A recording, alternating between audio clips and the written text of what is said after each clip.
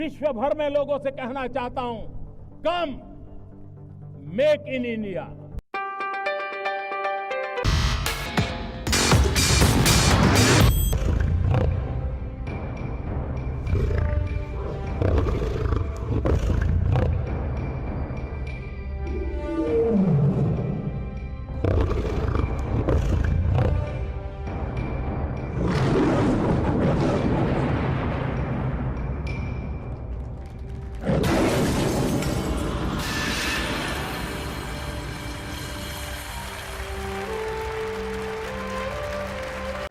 भारत माता की,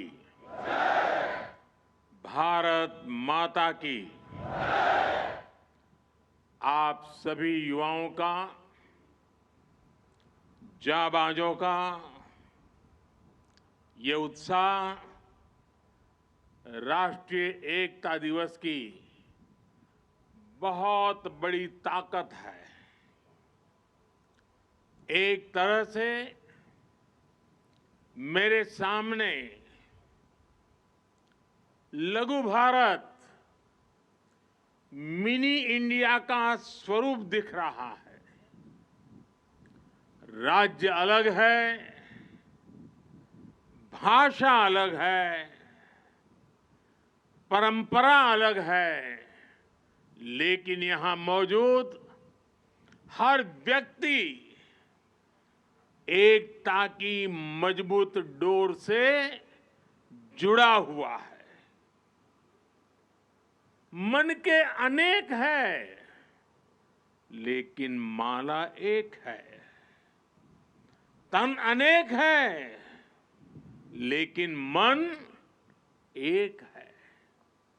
जैसे 15 अगस्त हमारी स्वतंत्रता के उत्सव का और 26 जनवरी हमारे गणतंत्र के जयघोष का दिवस है, उसी तरह 31 अक्टूबर का ये दिन देश के कोने कोने में राष्ट्रीयता के संचार का पर्व बन गया है।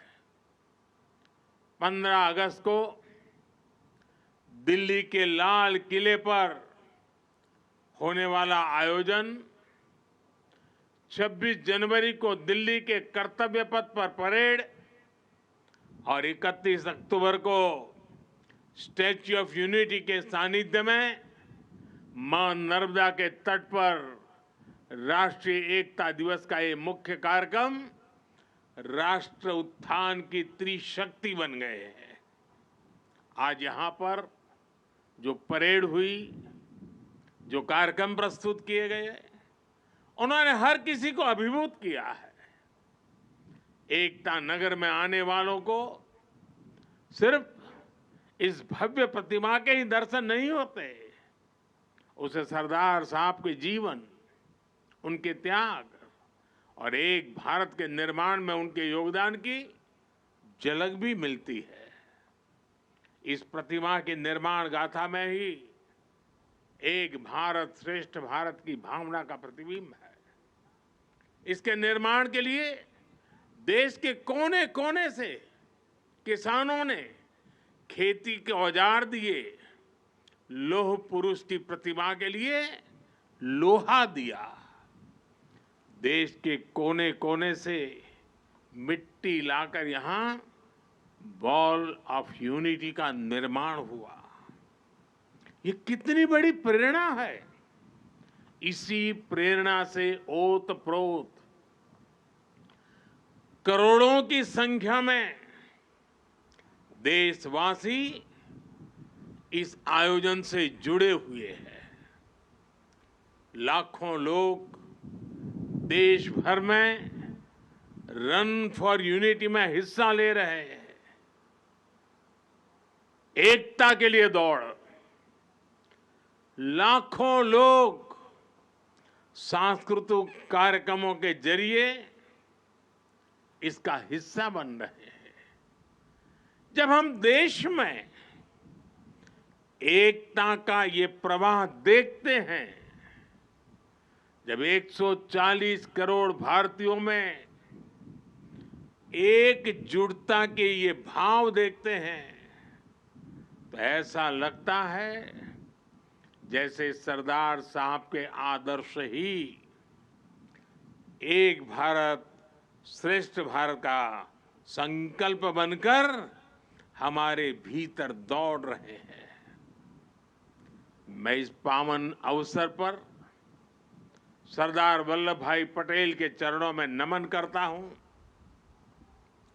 मैं सभी देशवासियों को राष्ट्रीय एकता दिवस की अनेक अनेक शुभकामनाएं देता हूं। मेरे परिवारजनों, आने वाले 25 साल भारत के लिए इस शताब्दी के सबसे महत्वपूर्ण 25 साल है। इन 25 वर्षों में हमें अपने इस भारत को समृद्ध बनाना है, हमारे भारत को विकसित बनाना है। आजादी के पहले 25 साल का एक ऐसा कालखंड आया था पिछली शताब्दी में, जिसमें हर देशवासी ने स्वतंत्र भारत के लिए खुद को खपा दिया था। अब समृद्ध भारत के लिए वैसे ही अगले 25 वर्ष का अमृतकाल हमारे सामने आया है, अवसर बन के आया है। हमें सरदार पटेल की प्रेरणा से हर लक्ष्य को हासिल करना है। आज पूरी दुनिया भारत को देख रही है। आज भारत उपलब्धियों के नए शिखर पर है। G20 में भारत के सामर्थ्य को देखकर दुनिया हैरान हो गई है। हमें गर्व है कि हम विश्व के सबसे बड़े लोकतंत्र की साख को नई ऊंचाई पर ले जा रहे हैं।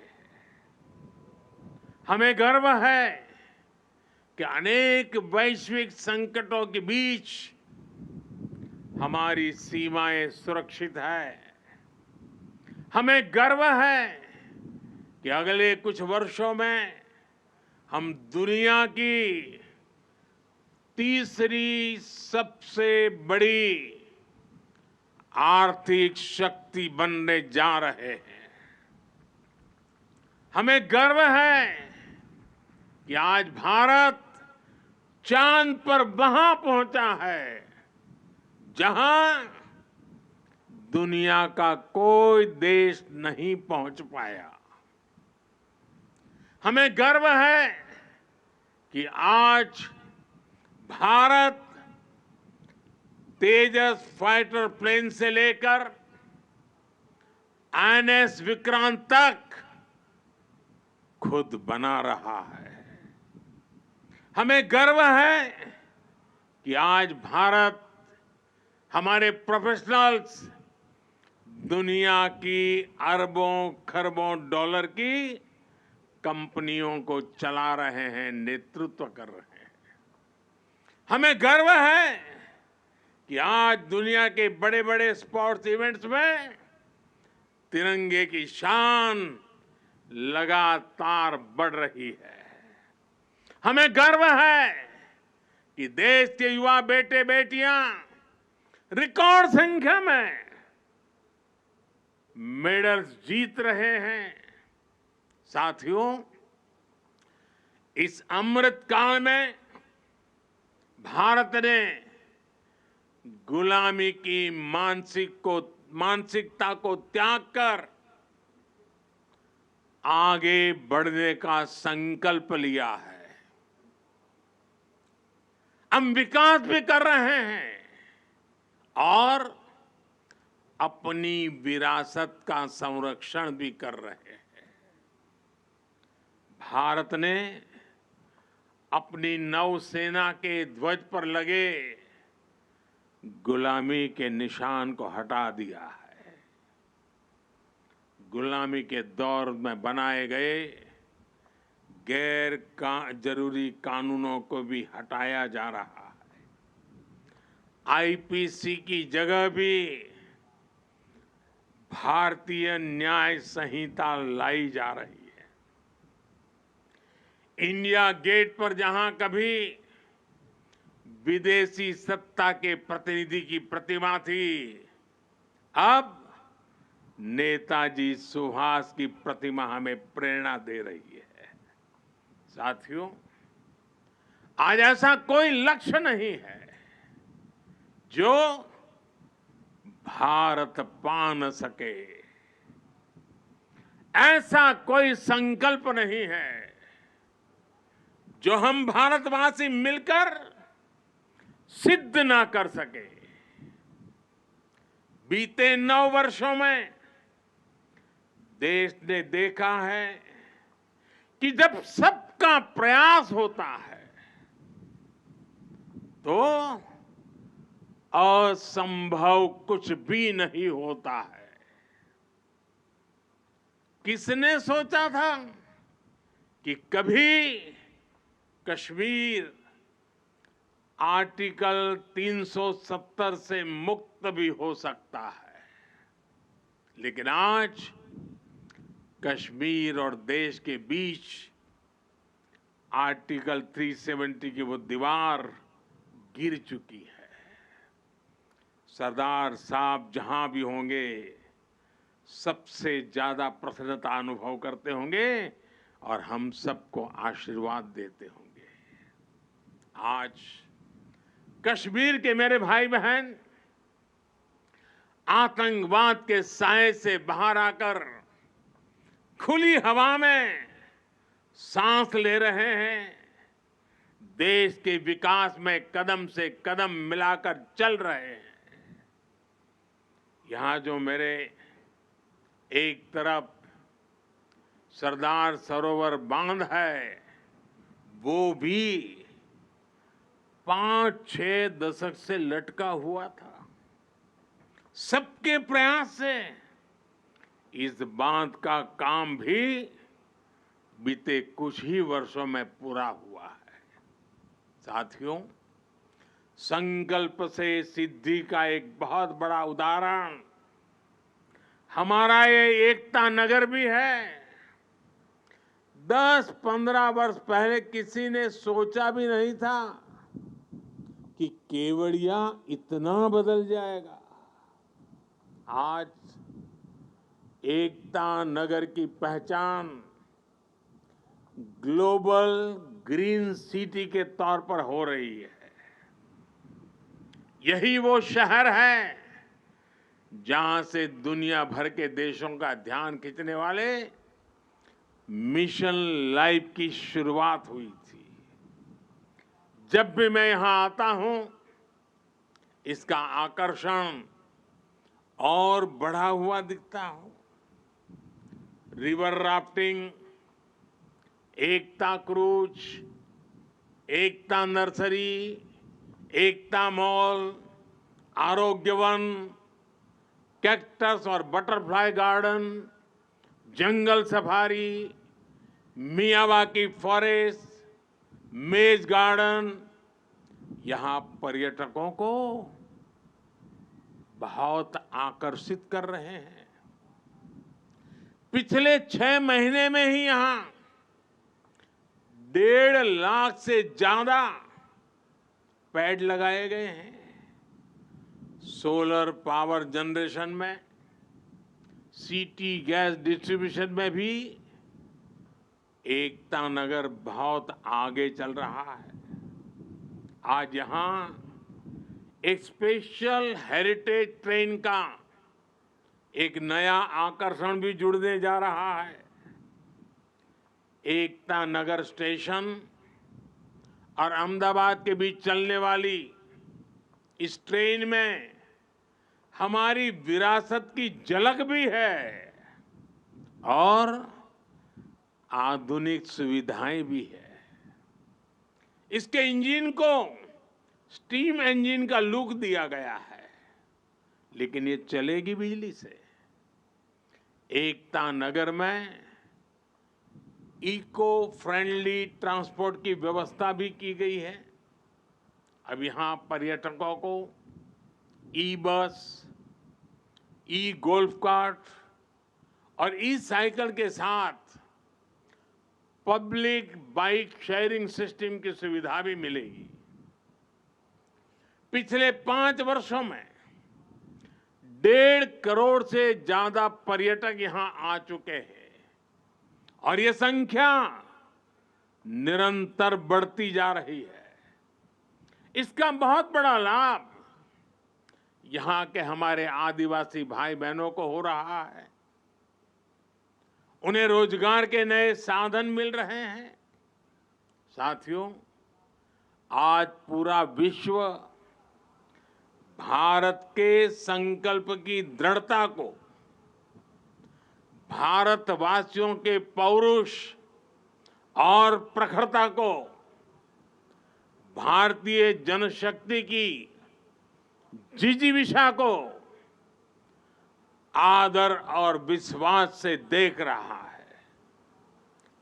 भारत की अविश्वसनीय, अतुलनीय यात्रा आज हर किसी के लिए प्रेरणा का केंद्र बन चुकी है। लेकिन मेरे प्यारे देशवासियों, हमें कुछ बातों को कभी भी भूलना नहीं है, उसको सदा सर्वदा याद भी रखना है।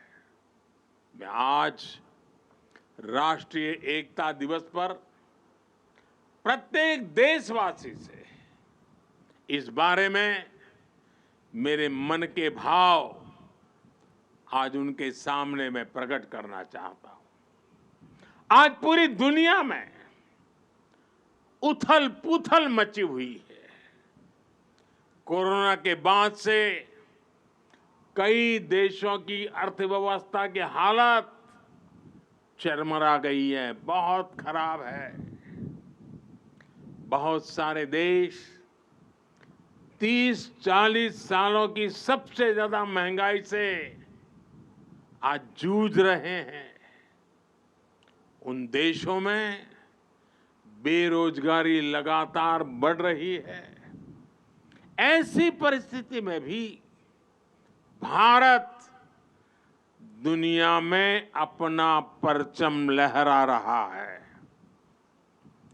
हम एक के बाद एक चुनौतियों को पार करते हुए लगातार आगे बढ़ रहे हैं।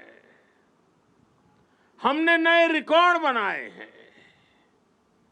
हमने नए पैमाने भी बनाए हैं। पिछले 9 साल में देश जिन नीतियों और निर्णयों के साथ आगे बढ़ा है, उसका प्रभाव भी आज जीवन के हर क्षेत्र में देख रहे हैं। भारत में गरीबी कम हो रही है। 5 वर्ष में 13.5 करोड़ से ज्यादा लोग गरीबी से बाहर आए हैं।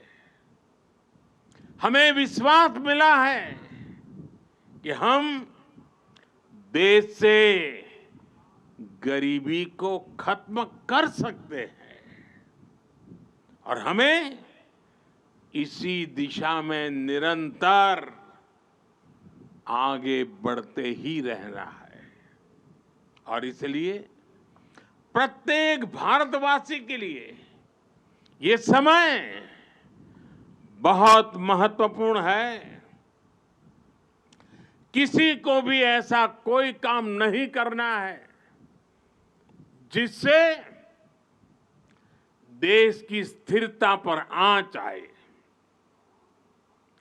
हमारे कदम भटकने से हम लक्ष्य से भी भटक जाएंगे। जिस परिश्रम से 140 करोड़ भारतीय देश को विकास के पथ पर लेकर आए हैं, वो कभी भी व्यर्थ नहीं होना चाहिए। हमें भविष्य को ध्यान में रखना है और अपने संकल्पों पर डटे रहना है। मेरे देशवासियों, देश के पहले गृह मंत्री होने के नाते सरदार पटेल देश की आंतरिक सुरक्षा को लेकर बहुत सख्त रहते थे। लोह पुरुष थे ना। पिछले 9 वर्षों से देश की आंतरिक सुरक्षा को कई मोर्चों से चुनौती मिलती रही है, लेकिन हमारे सुरक्षा बलों की दिन रात की मेहनत भी और उसकी वजह से देश के दुश्मन अपने मंसूबों में पहले की तरह कामयाब नहीं हो पा रहे हैं। लोग अब भी उस दौर को नहीं भूले हैं जब भीड़ भरी जगहों पर जाने से पहले मन शंका से भर जाता था। त्योहारों की भीड़, बाजार, पब्लिक प्लेस और जो भी आर्थिक गतिविधियों के केंद्र होते थे, उन्हें निशाना बनाकर देश के विकास को रोकने की साजिश होती थी। लोगों ने ब्लास्ट के बाद की तबाही देखी है, बम के धमाकों से हुई बर्बादी देखी है। उसके बाद जांच के नाम पर उस समय की सरकारों की सुस्ती भी देखी है। आपको, देश को उस दौर में वापस लौटने नहीं देना है। हमारे सामर्थ्य से उसे रोकते ही रहना है। जो लोग देश की एकता पर हमले कर रहे हैं, हम सभी देशवासियों को उन्हें जानना है, पहचानना है, समझना है और उनसे सतर्क भी रहना है। साथियों, देश की एकता के रास्ते में हमारी विकास यात्रा में सबसे बड़ी रुकावट है तुष्टीकरण की राजनीति। भारत के बीते कई दशक साक्षी हैं कि तुष्टीकरण करने वालों को आतंकवाद, उसकी भयानकता, उसकी विकरालता कभी दिखाई नहीं देता। तुष्टीकरण करने वालों को मानवता के दुश्मनों के साथ खड़े होने में संकोच नहीं हो रहा है। वो आतंकी गतिविधियों की जांच में कोताही करते हैं। वो देश विरोधी तत्वों पर सख्ती करने से बचते हैं। तुष्टीकरण की सोच इतनी खतरनाक है कि वो आतंकियों को बचाने के लिए अदालत तक पहुंच जाती है। ऐसी सोच से किसी समाज का भला नहीं हो सकता। इससे कभी देश का भी भला नहीं हो सकता। एकता को खतरे में डालने वाली ऐसी सोच से हर पल, हर समय देश के हर कोने में हर देशवासी को सावधान रहना ही है। मेरे प्यारे देशवासियों, अभी देश में चुनाव का भी माहौल बना हुआ है। राज्यों में चुनाव की प्रक्रिया चल ही रही है और अगले साल लोकसभा के भी चुनाव होने वाले हैं। आपने देखा होगा कि देश में एक बहुत बड़ा पॉलिटिकल धड़ा ऐसा है जिसे सकारात्मक राजनीति का कोई तरीका नहीं दिख रहा। दुर्भाग्य से ये पॉलिटिकल धड़ा ऐसे ऐसे हथकंडों को अपना रहा है जो समाज और देश के खिलाफ है। ये धड़ा अपने स्वार्थ के लिए देश की एकता अगर टूटती भी है तो उनके लिए उनका स्वार्थ सर्वोपरि है। इसलिए इन चुनौतियों के बीच आप मेरे देशवासी, जनता जनार्दन, आपकी भूमिका बहुत महत्वपूर्ण हो गई है। ये लोग देश की एकजुटता पर चोट करके अपना राजनीतिक हित साधना चाहते हैं। देश इनसे सतर्क रहेगा तभी विकास के अपने लक्ष्यों को प्राप्त कर पाएगा। हमें विकसित भारत का लक्ष्य हासिल करने के लिए देश की एकता बनाए रखने का प्रयास एक पल भी छोड़ना नहीं है, एक कदम भी पीछे रहना नहीं है। हमें निरंतर एकता के मंत्रों को जीना है। एकता को साकार करने के लिए हमें अपना निरंतर योगदान देना है। हम जिस भी क्षेत्र में हो, हमें उसमें अपना 100% देना है। आने वाली पीढ़ियों को बेहतर भविष्य देने का केवल यह उत्तम से उत्तम मार्ग है और यही सरदार साहब की हम सभी से अपेक्षा है। साथियों, आज से MyGov पर सरदार साहब से जुड़ी एक राष्ट्रीय प्रतियोगिता भी शुरू हो रही है। सरदार साहब क्विज के माध्यम से देश के युवाओं को उन्हें जानने का और मौका मिलेगा। मेरे परिवारजनों, आज का भारत नया भारत है। हर भारतवासी आज असीम आत्मविश्वास से भरा हुआ है।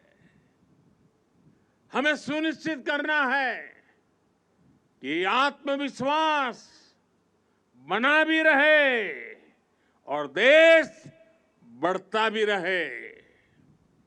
ये भाव बना रहे, ये भव्यता बनी रहे। इसी के साथ मैं एक बार फिर आदरणीय सरदार पटेल को 140 करोड़ देशवासियों की तरफ से विनम्र श्रद्धांजलि देता हूं। हम सब राष्ट्रीय एकता के इस राष्ट्र उत्सव को पूरे उत्साह से मनाएं। जीवन में एकता के मंत्र को जीने की आदत बनाएं। जीवन को हर पल एकता के लिए समर्पित करते रहे। इसी कामना के साथ एक बार फिर आप सभी को ढेर सारी बधाई। भारत माता की। भारत